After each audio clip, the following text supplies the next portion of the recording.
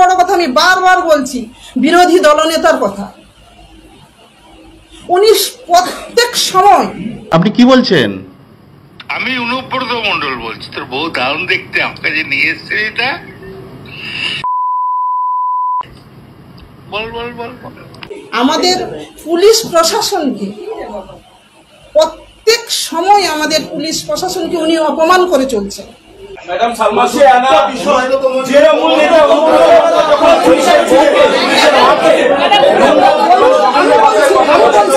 আপনি বলুন,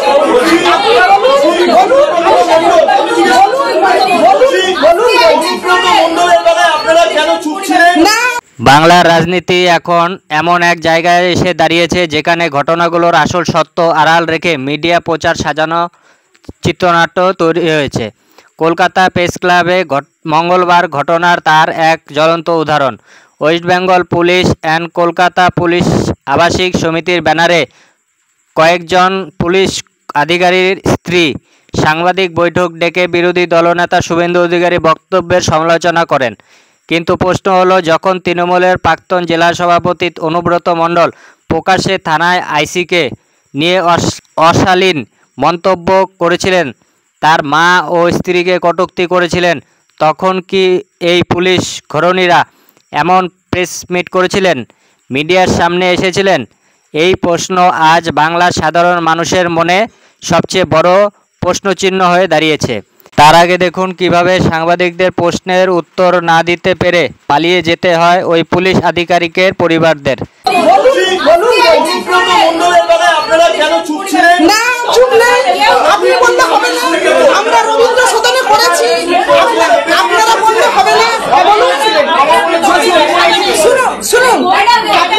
আমি উত্তর দেব। অনুব্রত মণ্ডলের শুনুন, অনুব্রত মণ্ডলের ওনার যখন হয়েছে ব্যাপারটা জানাজানি হয়েছে, উনি যখন খারাপ ভাষা বলেছেন, ক্ষমা চেয়েছেন, ওনার বিরুদ্ধে কেস হচ্ছে।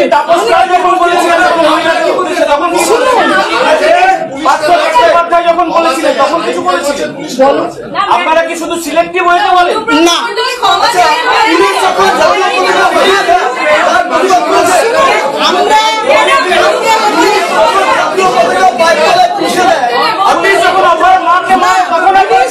পুলিশ জাতীয় পতাকা পায়ের তলায়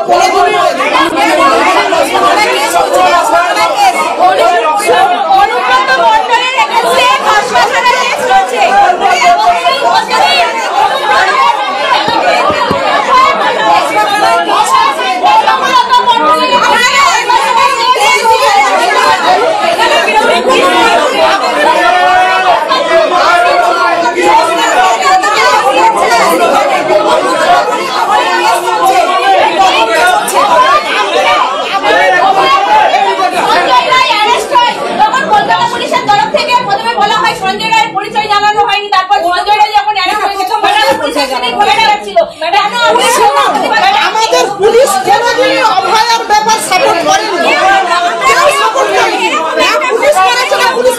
যেটা অনুব্রত মণ্ডলের কথা বলছেন যে অফিসারকে গালাগালি দিয়েছিল, সেটার জন্য স্ত্রীকে গালাগালি দিয়েছিল। দেখুন, ফ্যামিলিকে গালাগালি দেওয়া মানে স্ত্রী হোক মা হোক যেই হোক, ফ্যামিলি মানে স্ত্রী মা দুটোই, স্ত্রী মা দুজনই। ফ্যামিলি মানে স্ত্রী মা বোন দিদি, ফ্যামিলি মানেই হয়। একটা কোশ্চেন, হ্যাঁ বলুন। যে ভাষায় গালাগাল দিয়েছিলেন অনুব্রত মণ্ডল, আপনার মনে হয় যে শুধু একবার ক্ষমা চাইলেই সেটা হয় না? না, তদন্ত হচ্ছে। কখন আপনি ঠিক বলেছেন, তদন্ত হচ্ছে, তদন্ত চলছে। সে যদি নিশ্চয়ই দোষী হয়, তার অবশ্যই তার শাস্তি, কঠোর শাস্তি হবে। তদন্তের অগ্রগতি নিয়ে কি আপনারা খুশি? হ্যাঁ, অবশ্যই খুশি। বীরভূমের কোর কমিটিতে ঢুকিয়ে দেওয়া হলো ম্যাডাম, মুখ্যমন্ত্রী গিয়ে পাশে বসে তিনি লাঞ্চ করছেন, ডিনার করছেন, আপনারা খুশি? আপনাদেরকে কথা বলছি, এখানে আমি পার্টিগত লেভেলের কোনো কথা বলতে আমি চাই না।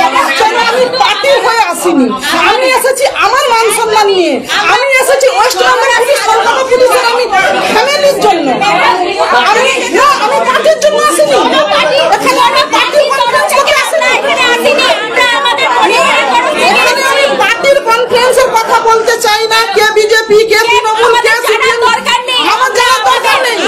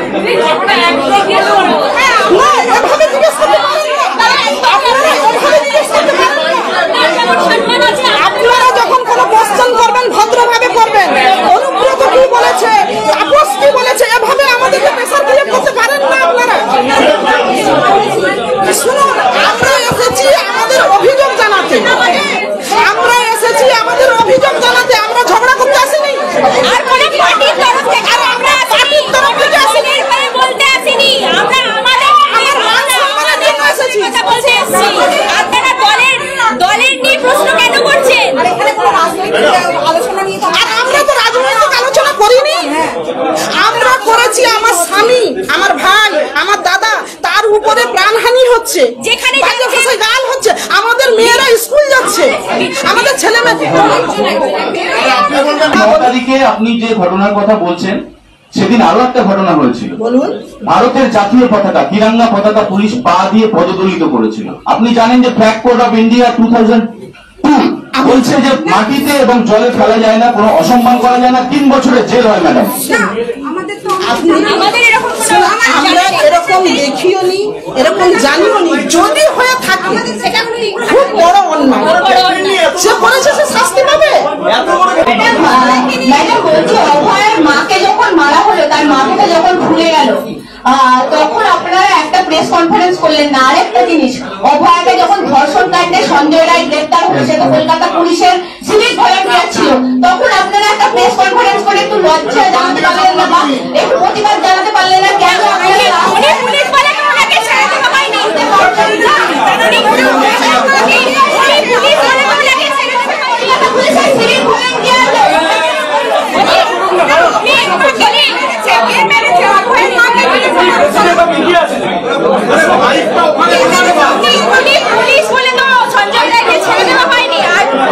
মানে এইটা আপনাদের বাড়ির ঘটনা বলে আপনাদের না, তার কোনো বাড়ি নেই।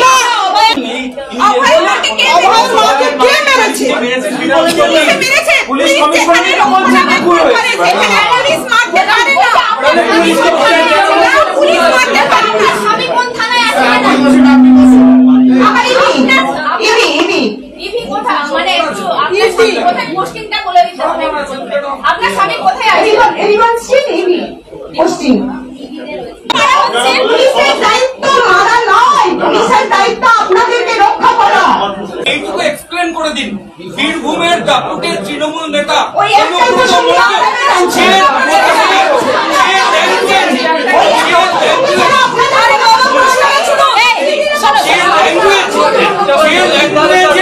পুলিশের মা বোনেদের বলেছে, সেই সময় আপনারা এটা করলেন না কেন? তখন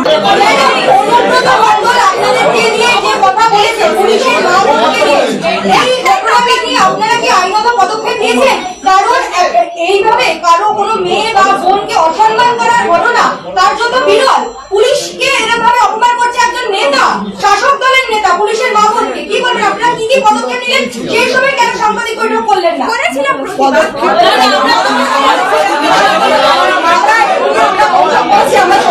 আপনারা জানেন যে কলকাতা পুলিশ কখনো পিছিয়ে থাকে না, আপনারা এটা তো মানবেন? আপনারা আজকে কলকাতার বাসিন্দা হয়ে আজকে কলকাতা পুলিশের নামে নিন্দা করছেন। আজকে বলুন তো, আপনি কলকাতা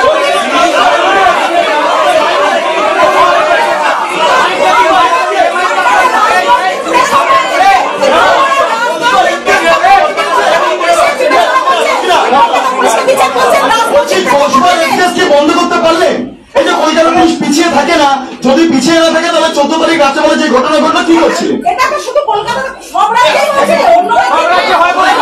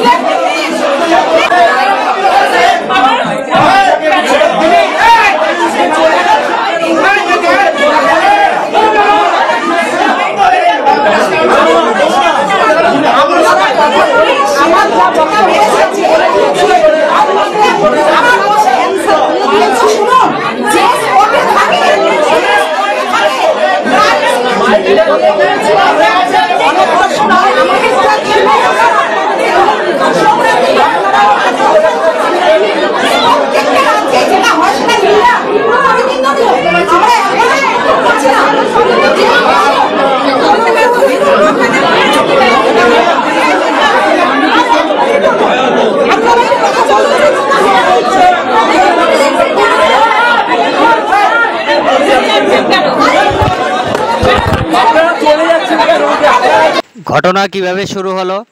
ঘটনার নবান্ন অভিযানের পরে পার্ক স্ট্রিটে বিরোধী দলনেতা শুভেন্দু অধিকারী বক্তব্য নিয়ে তৃণমূলপন্থী গোষ্ঠী ও মিডিয়ার বিতর্ক ছড়ায়। অভিযোগ, শুভেন্দু নাকি কলকাতা পুলিশ কমিশনার মনোজ বর্মাকে উদ্দেশ্য করে কুমন্তব্য করেছিলেন।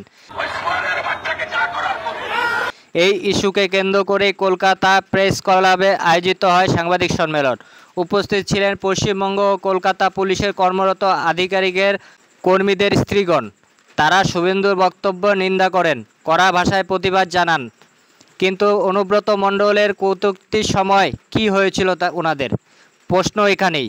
বীরভূমের জেলা তৃণমূল প্রাক্তন সভাপতি অনুব্রত মণ্ডল যখন প্রকাশ্যে বোলপুর থানায় আইসি লিটন হালদারের মা ও স্ত্রীকে নিয়ে কুরুচিকর মন্তব্য করেছিলেন, তখন এই অভিমানী পুলিশ ঘরণীরা কোথায় ছিলেন? তখন কি কলকাতা প্রেস ক্লাবের সাংবাদিক বৈঠক হয়েছিল? তখন কি মিডিয়ার সামনে দাঁড়িয়ে নিন্দা করা হয়েছিল? না।